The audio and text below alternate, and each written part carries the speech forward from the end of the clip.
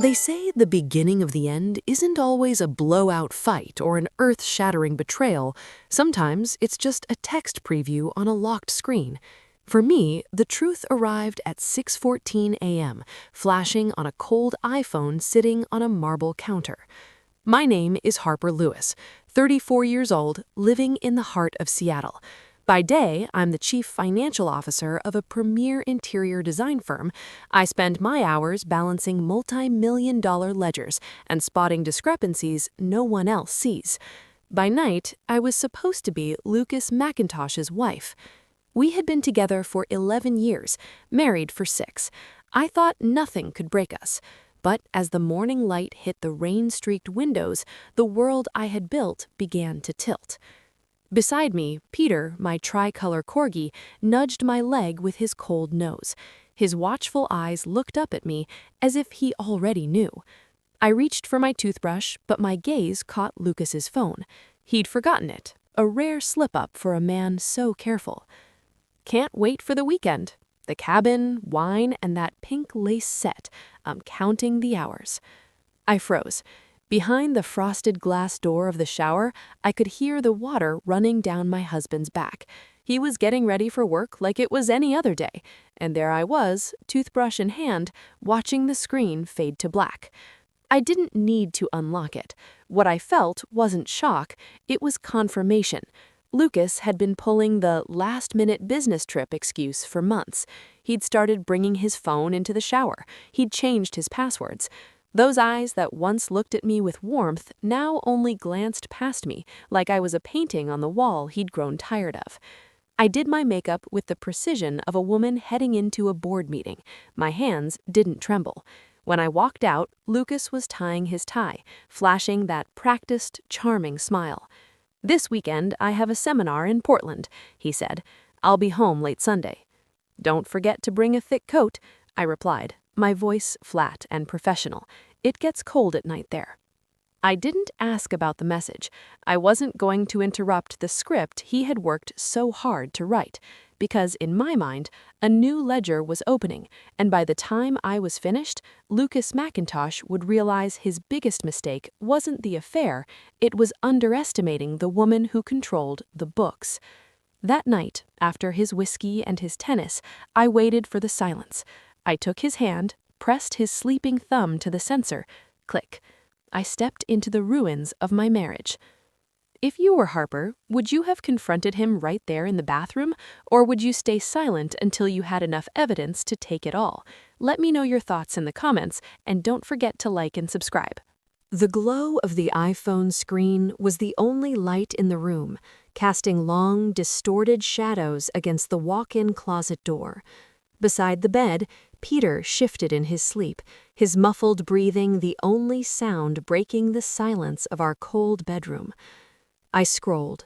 My CFO brain, usually reserved for spotting embezzlement or hidden liabilities, was now auditing my own marriage, and the deficit was staggering. The woman wasn't a random mistake. Her name was Claire Donovan, 38, a sales rep from Tacoma. Sharp, experienced, and most importantly, married. My thumb hovered over a message from 3 weeks ago. "Tyler will be in San Jose all week, the cabin's all ours." Tyler. I pulled up my own phone and typed the name. Tyler Donovan, Claire's husband, was a high-end luxury real estate developer. I'd seen his name on land use permits our firm had consulted on. Successful. Respected, a man with a kind, tired smile in his profile picture. I felt a strange tether form between myself and this stranger. We were both ghosts in our own homes, haunted by people who were currently dreaming of each other. The next morning, I sat in my car, Peter in the passenger seat watching the Seattle mist. My hands were steady as I typed the message I had rewritten 20 times. "Hi, Tyler. This is Harper Lewis. I believe my husband and your wife are having an affair. I have evidence. My number is 206-557-3210. I hit send. Then I put the car in gear and drove to work. 3 hours later, while I was reviewing quarterly projections, my phone vibrated. An unknown number. Is this some kind of joke? The voice was deep, steady, but I could hear the microscopic tremor of a man whose floor had just turned into liquid. I wish it were, I replied, leaning back in my leather chair. I have the texts, the photos, and I know their plans for the Lake Chelan cabin this weekend. There was a long, heavy silence. I could almost hear Tyler's world breaking apart. "What do you want to do?" he finally asked. "I want to meet them there," I said, my voice as cold as a balanced ledger. "Before they uncork the wine, before they take off their coats, I want them to see us standing there together." "Okay," Tyler whispered. "Let's meet first. I want to see what you know." We agreed to meet Saturday morning in Ellensburg. As I hung up, Peter barked once from the back of the SUV. The plan was in motion. I wasn't just a wife anymore. I was a strategist, and I was about to collect on a debt that Lukas McIntosh didn't even know he owed. The drive to Ellensburg was filled with the kind of silence that usually precedes a storm. Peter sat in the back, his head resting on the edge of the window, watching the rain-soaked pine trees blur into a wall of dark green. I gripped the steering wheel, my mind running through the spreadsheets of our joint accounts. I was a CFO. I knew how to look for the leaks, and Lukas had been bleeding us dry for months. Expensive dinners in Tacoma, jewelry that never made it into my jewelry box, and the mortgage on a cabin I hadn't stepped foot in for 3 years. I arrived at the small wood-paneled cafe 20 minutes early. I chose a corner booth, a habit from years of high-stakes negotiations, where I could see the parking lot and the front door. When the bell above the door chimed, I didn't need a description. Tyler Donovan walked in with the heavy stride of a man carrying the weight of a collapsing building. He wore a light brown coat, his face pale, his eyes searching the room until they locked onto mine. He sat down without a word of small talk. His hands, large and calloused from years on construction sites, were clenched into fists on the table. "You're Harper?" he said. It wasn't a question. "I am." I pushed my phone across the table. I had organized the screenshots into a single folder. No emotion, just data. These are the messages. These are the credit card statements. And this... I paused, my throat tightening for a split second before I hardened my voice. "This is a photo Claire sent him 2 nights ago, her feet on the hardwood floor of your living room." Tyler took the phone. I watched his jaw tighten until the bone threatened to break through the skin. When he reached the photo of the floor, a custom white oak he had likely picked out himself, he closed his eyes and leaned back. "I thought we were just drifting," he murmured, his voice sounding like gravel. "I thought she was stressed about work. She said I was being paranoid." "They always say we're paranoid," I replied, taking my phone back. "It's the easiest way to keep us quiet." Tyler looked at me, really looked at me. "Why did you call me, Harper? Most people would just call a lawyer and burn the house down." "Because a lawyer can only take his money," I said, leaning forward. "I want him to lose his dignity. I want them to see us, together, in the place they thought was their secret sanctuary." Tyler nodded slowly.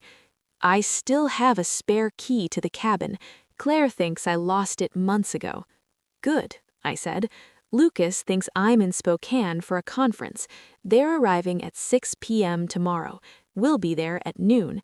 We're going to stage the truth, Tyler. No screaming, no theatrics, just a mirror." "A mirror," Tyler repeated, a dark spark finally lighting up his tired eyes. "I like that." As we walked out to the parking lot, the wind off the mountains picked up. Tyler stopped by my car and looked at Peter, who let out a small, protective woof from the window. "Nice dog," he said. "He's the only one who hasn't lied to me in 6 years." The drive to Lake Chelan was a blur of gray asphalt and towering firs. Peter was uncharacteristically quiet, his chin resting on the leather. I pulled into the gravel driveway at 10 a.m. The air was biting, a sharp, high-altitude cold that lunged at my lungs the moment I stepped out. Tyler Donovan's silver car was already there, tucked under the heavy boughs of a weeping hemlock. He was standing on the porch, a steaming mug in his hand, looking out over the water. The lake was a sheet of hammered lead, perfectly still. "You're early," he said. "I don't like being late for an audit," I replied. He opened the door with his spare key. The cabin smelled of cedar, old wood smoke, and, faintly, a perfume I recognized, the expensive floral scent Lukas bought me for Christmas last year, the one I told him made me sneeze. Apparently, Claire didn't have the same allergy. Walking into that space felt like stepping into a crime scene that hadn't happened yet. This was where I had lost our first baby 3 years ago. Now, seeing Lukas's hiking boots by the door and a half-empty bottle of scotch, that memory felt like a lie told by a stranger. "Tyler," I said, my voice echoing in the vaulted living room, "we aren't here to hide in a closet. That's for people who want a reaction. I want a realization." I started moving the furniture. I pulled 2 heavy Adirondack chairs from the deck and placed them in the center of the room, facing the front door. I found the 4 crystal wine glasses Lukas insisted on packing for every trip. I lined them up on the coffee table with the precision of a CFO's ledger. "We sit here," I said. "We have the wine ready. We have the evidence in these folders." I tapped the thick manila envelopes. "When they walk in, they shouldn't see an ambush. They should see a board meeting they weren't invited to." Tyler watched me, a grim respect in his eyes. "You're cold, Harper." "I'm calculated," I corrected. "There's a difference." We spent the afternoon in a strange, suspended animation. Tyler told me about the first house he ever developed, the legacy he'd dreamed of building for a family he now realized he didn't have. I told him about the bookstore cafe I'd once wanted to open, a dream Lukas had laughed at until it withered away. Peter stayed close to my feet, his ears pricking at every snap of twig outside. As the sun dipped behind the peaks, the room shifted into a dim, amber glow. The clock on the mantel ticked louder. 5:45 p.m. "They'll be here in 15 minutes, Tyler said, his voice dropping an octave. He poured 4 glasses of red wine, Claire's favorite. The liquid looked like ink in the fading light.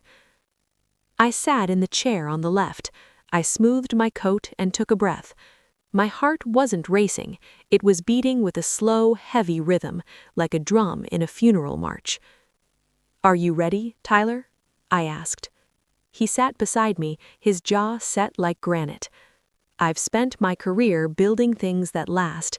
Today, I'm okay with watching something fall apart." The sound of tires on gravel crunched in the distance. Peter stood up, a low growl vibrating in his chest. "Steady, Peter," I whispered, resting my hand on his head. "The show is about to start." The crunch of gravel under heavy tires sounded like bone snapping in the silence of the cabin. Peter's low growl was a constant, vibrating warning against my shin. I didn't move. Beside me, Tyler Donovan sat as still as a statue carved from the very timber of the house he had built. The headlights of a black SUV swept across the front windows, momentarily blinding us. Then the engine cut out. The silence that followed was even louder. I heard their voices before I saw them. Lukas's deep melodic laugh, the one he used to charm investors, and a woman's higher melodic chirp. "I told you the Pinot was in the trunk, Lukas." Claire's voice was light, airy, the sound of someone who thought she was perfectly safe. I've got it," Lukas replied. "Just get the door, honey. I want to get the fire started before we lose the light." The key turned in the lock. The heavy oak door swung open, letting in a gust of mountain air and the scent of damp pine. Claire stepped in first, wearing a cream-colored cashmere wrap, clutching a bouquet of pink tulips. She was halfway to the kitchen island before she realized she wasn't alone. She froze, her breath hitching in a sharp, jagged gasp. Lukas bumped into her back, a gift bag in one hand. "What's the holdup, Claire?" The name died in his throat. Lukas dropped the bag. The bottle of expensive champagne inside hit the hardwood and shattered with a violent crack. The smell of cold alcohol instantly filled the room. The tulips slipped from Claire's fingers, the pink petals scattering across the wet floor like a visual metaphor for the mess they had made. "Welcome home," I said. My voice was calm, conversational, the tone I used when presenting a year-end audit. "We've already poured the wine, though I see you brought your own." Lukas looked like he had been struck. His face went from a healthy flush to a sickly, translucent gray. "Harper," he stammered, what are you— You're supposed to be in Spokane." "And you were supposed to be in Portland," I countered, leaning back. It seems we both had a change of plans. Tyler stood up slowly. He didn't move toward them, but his presence seemed to double in size. He didn't look at Lukas. He looked directly at his wife. "The white oak floors, Claire?" Tyler's voice was a low, dangerous rumble. "The ones I spent 3 months sourcing? You brought him here?" Claire's mouth opened and closed, but no sound came out. She looked like she wanted to run, but her legs had turned to lead. "Don't bother with the 'it's not what it looks like' speech, Lukas," I said, standing up. Peter stood with me, his hackles raised. I picked up the first envelope and tossed it.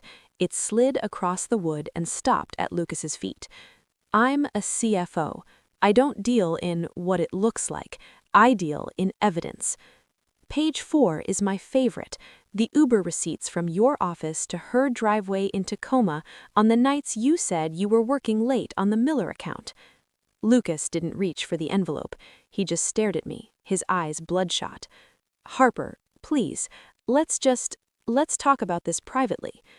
"We are talking, and we're doing it with the people who are actually involved.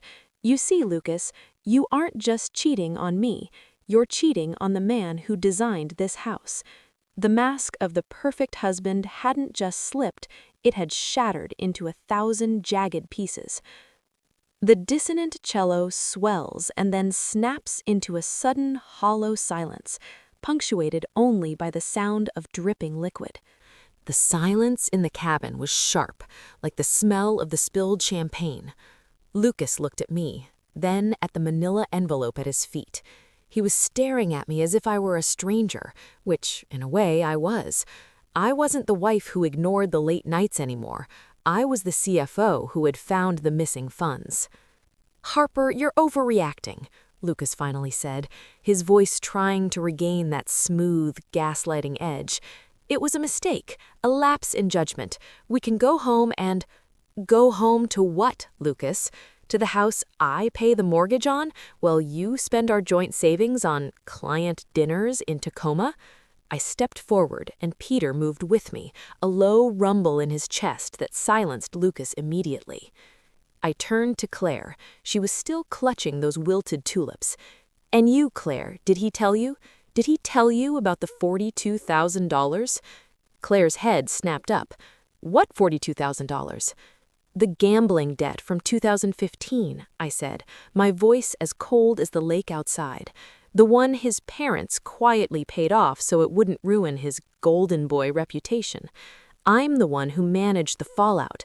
I'm the one who kept our accounts separate because I knew, even then, that you couldn't be trusted with a ledger, let alone a marriage." Lukas turned a deep, angry shade of red. "That has nothing to do with this." "It has everything to do with this," Tyler interrupted. He tossed a second folder onto the island. "Because while your husband was hiding his past from you, Claire, you were hiding your family's future from me." Claire's hand trembled as she opened the folder. Bank transfers. $10,000 to a rehab center in Spokane for her brother.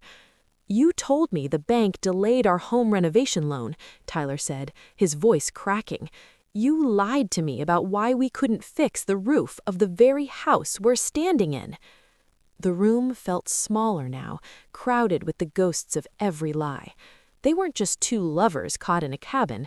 They were two people who had used each other as an escape from the lives they were too cowardly to fix. "You two deserve each other," I said. "You've built this romance on a foundation of theft and deception.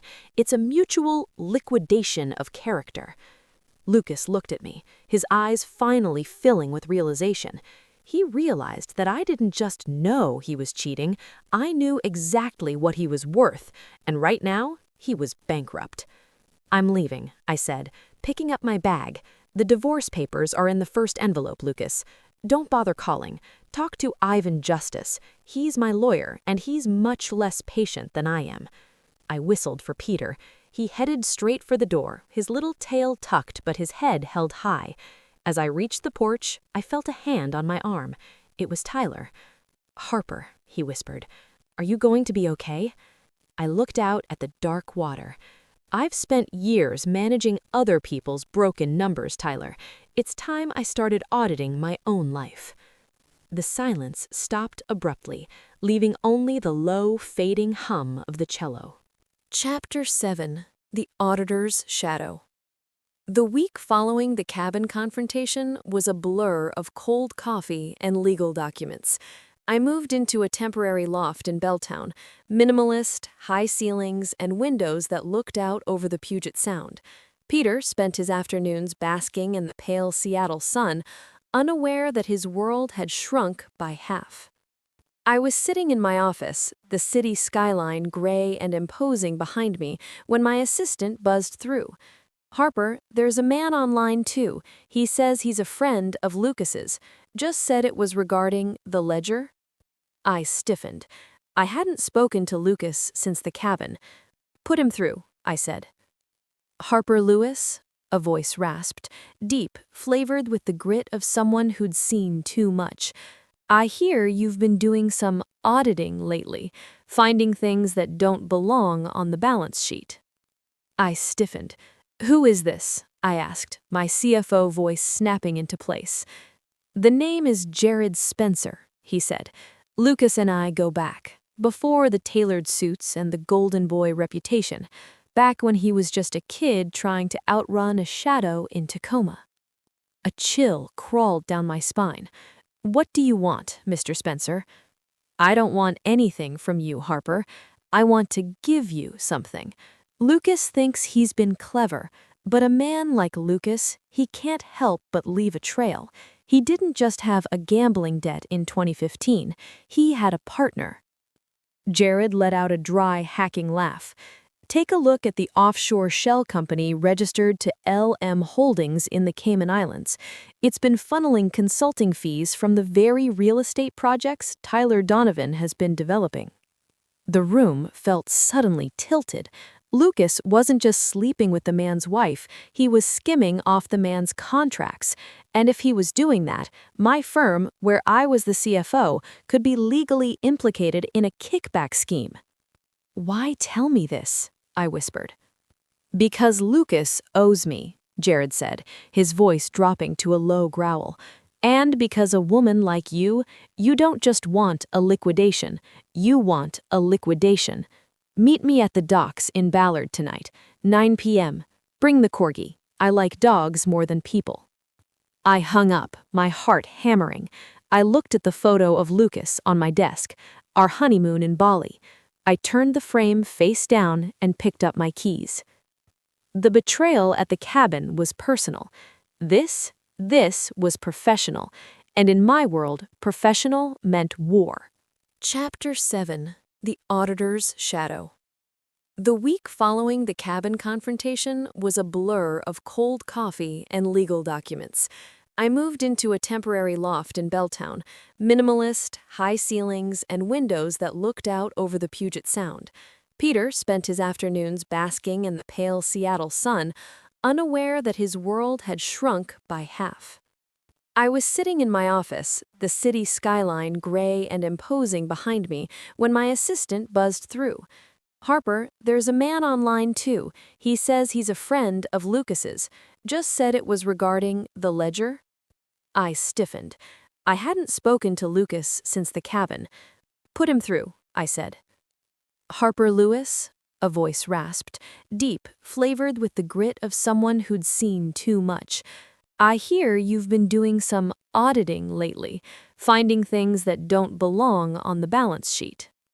I stiffened. "Who is this?" I asked, my CFO voice snapping into place. "The name is Jared Spencer," he said. "Lukas and I go back, before the tailored suits and the golden boy reputation, back when he was just a kid trying to outrun a shadow in Tacoma." A chill crawled down my spine. "What do you want, Mr. Spencer?" "I don't want anything from you, Harper. I want to give you something. Lukas thinks he's been clever, but a man like Lukas, he can't help but leave a trail. He didn't just have a gambling debt in 2015, he had a partner." Jared let out a dry, hacking laugh. "Take a look at the offshore shell company registered to LM Holdings in the Cayman Islands. It's been funneling consulting fees from the very real estate projects Tyler Donovan has been developing." The room felt suddenly tilted. Lukas wasn't just sleeping with the man's wife, he was skimming off the man's contracts. And if he was doing that, my firm, where I was the CFO, could be legally implicated in a kickback scheme.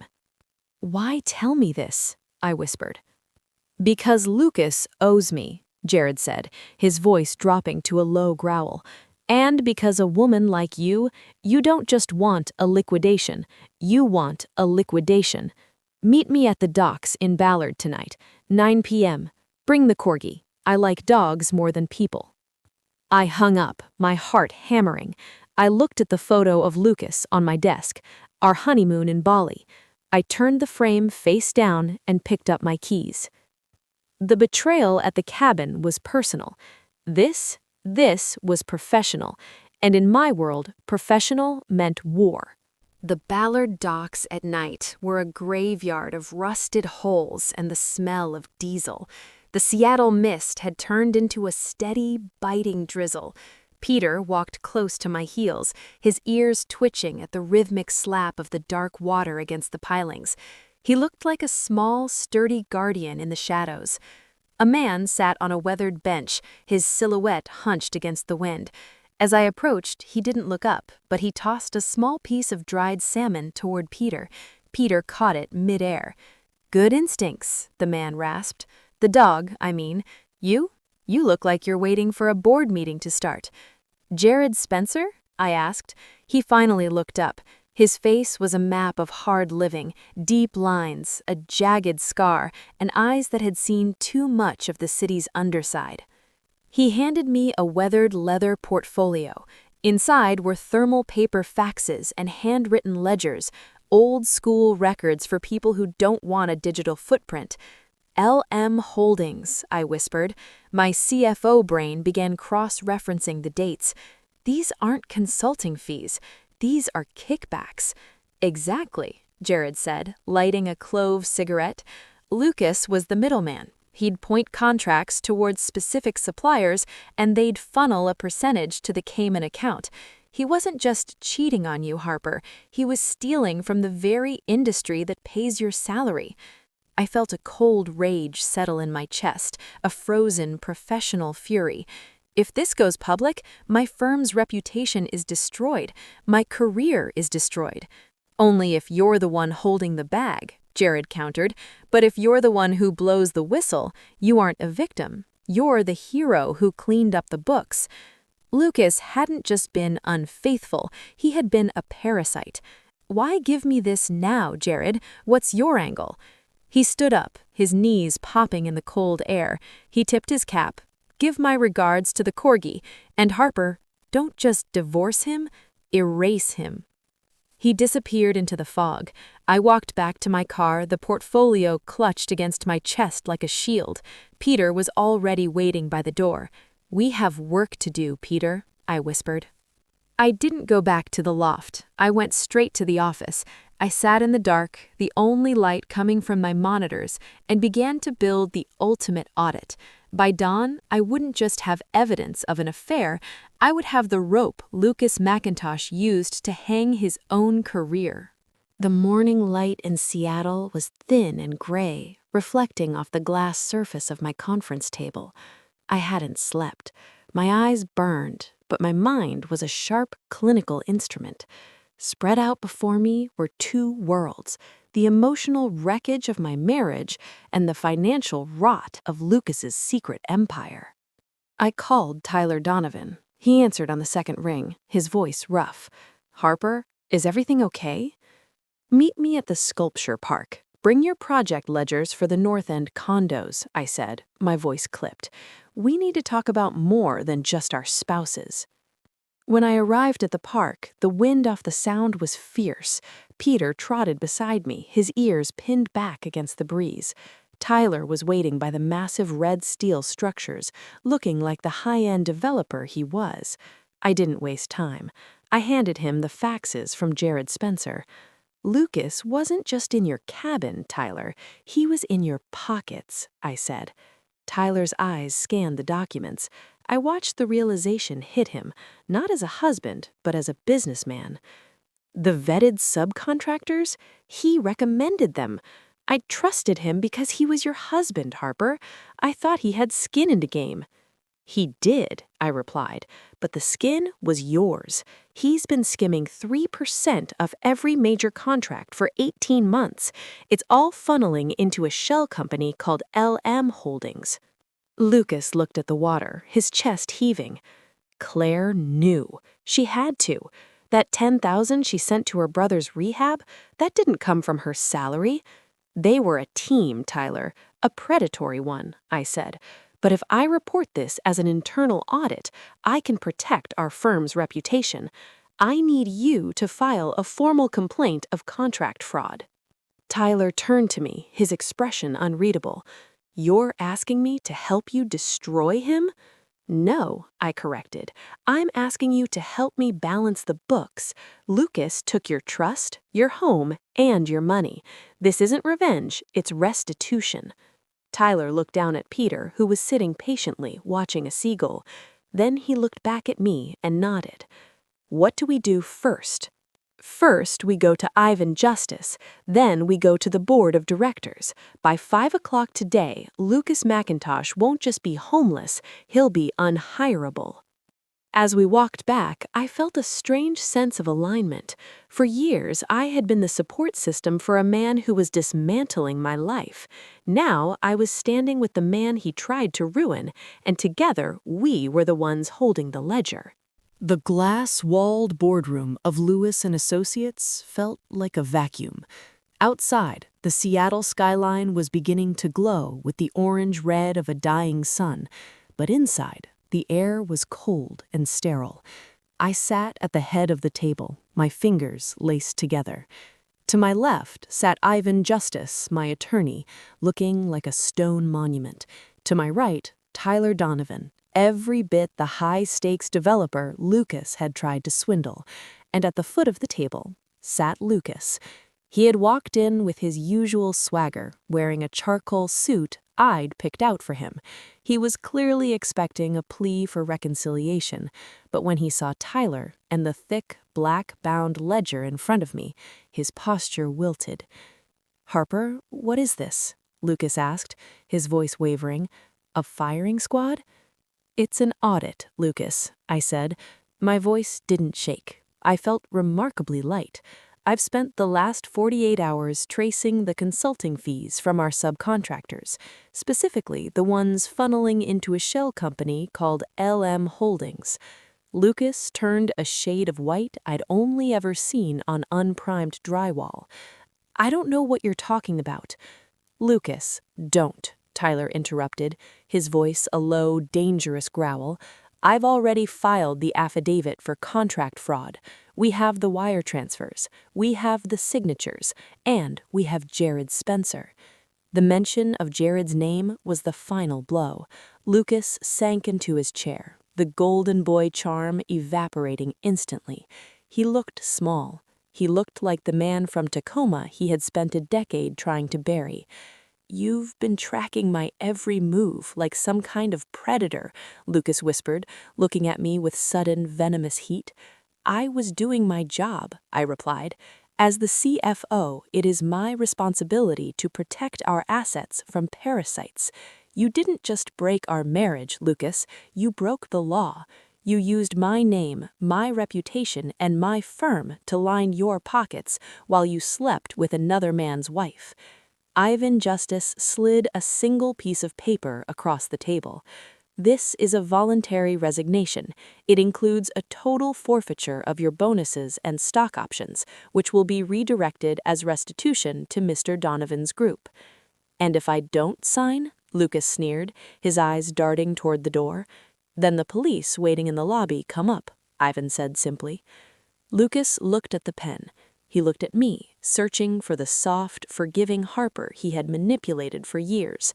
He found nothing but a reflection of his own failure. With a shaking hand, he signed.